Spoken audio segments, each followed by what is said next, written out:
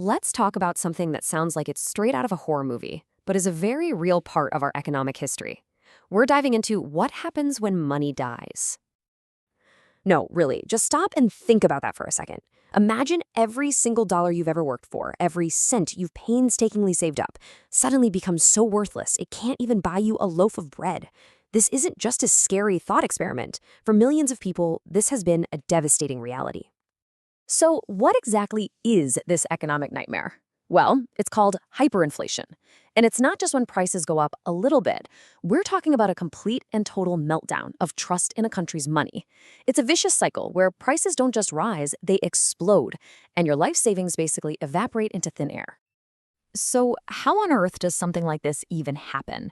It might look like a sudden, shocking event, but there's actually a predictable, catastrophic pattern, a four-step journey straight to economic ruin. And understanding these steps is really key to seeing how it all unravels. It's like a set of dominoes. First, there's a loss of confidence. That triggers a full-blown currency collapse. Then comes the really destructive part, a vicious circle of money printing. And finally, the only way out is to start over, with a brand new currency rising from the ashes of the old one. Let's walk through it. So, step one. It all starts with a feeling, a doubt. It begins in the minds of everyday people when they start to question if the money in their wallet is actually going to be worth anything tomorrow. And this doesn't just happen out of nowhere. It's usually sparked by something big, like losing a war, or, frankly, just a series of really terrible government policies. And once that trust is broken, people don't just sit around and wait. They act. They rush. They scramble to dump their local money for anything they think is more stable. US dollars, gold, whatever they can get their hands on. This mad dash for the exits is what causes the currency's value to just plummet. And when that happens, the price of everything, from milk to medicine, starts to climb, fast. Now, this is the point of no return. The government, desperate to pay its soldiers, its workers, its bills, does the one thing that feels like a solution but is actually poison. They fire up the printing presses.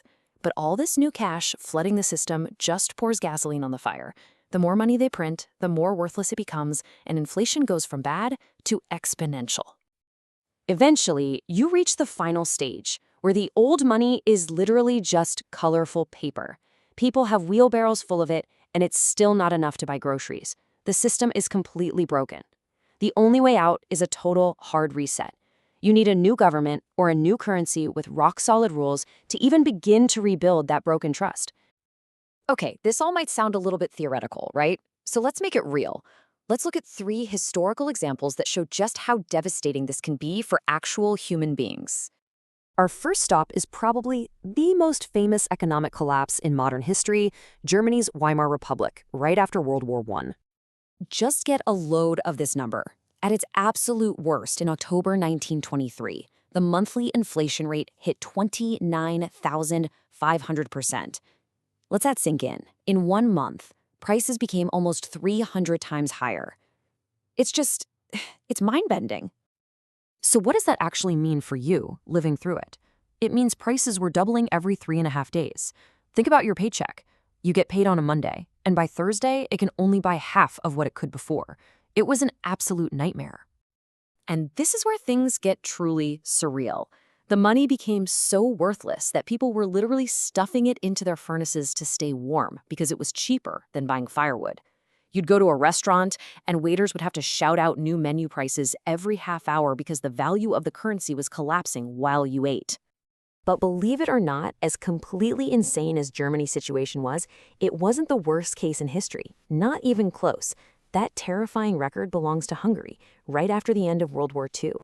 Just look at this number. I mean, you can't even really comprehend it. In July of 1946, Hungary saw a monthly inflation rate of 41.9 quadrillion %. It is the single most severe case of hyperinflation ever recorded. It's a number so big, it just breaks your brain. Forget doubling every few days. In Hungary, prices were doubling every 15 hours. The cash you had in your pocket in the morning was worth half as much by that night. An entire society was just financially disintegrating in real time. And what was the government's response? Just keep adding zeros. This banknote right here is for 100 million billion pengo. It's the perfect symbol for a currency that has completely lost all connection to reality. All right, let's jump forward to a much more recent example, one that happened in our lifetimes. Let's talk about Zimbabwe in the late 2000s. By November 2008, the estimated monthly inflation rate in Zimbabwe hit 79.6 billion%. Again, not as high as Hungary, but still an absolutely catastrophic collapse. So, how did this happen? Well, it started when the government decided to print massive amounts of money to pay war veterans. When prices inevitably shot up, they tried to enforce price controls, which just caused stores to empty out and get looted. Finally, in 2009, they gave up. The Zimbabwean dollar was officially suspended. And in that one moment, every single bank account, every pension, everything held in that currency was instantly worth zero. Gone. Overnight. This chart really puts it all into a shocking perspective. Look, you see Germany's bar and it looks enormous, right? Then Zimbabwe comes along and just dwarfs it. And then you see Hungary. It's so astronomical, it makes these other two historic collapses look like tiny little blips. It's just a chilling picture of total failure. So after going through these absolute horror stories, what's the big lesson here? What's the fundamental takeaway from all of this? Well, here's the bottom line. First, hyperinflation is not a natural disaster. It's a man-made one. It is the direct result of governments making the fatal decision to print their way out of their problems. And second, it's a failure that's specific to what we call fiat currencies. That's money that isn't backed by something physical, like gold. Its value comes only from the promise and the full faith and credit of the government that issues it. And that brings us to this really powerful idea, famously summed up by Voltaire.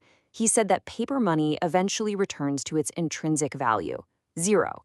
It suggests that any money that's based purely on trust, rather than something tangible, carries this deep, fatal flaw, which really leaves us with a pretty provocative question, doesn't it? The money sitting in your bank account right now, what is it really besides a promise? And how much is that promise truly worth?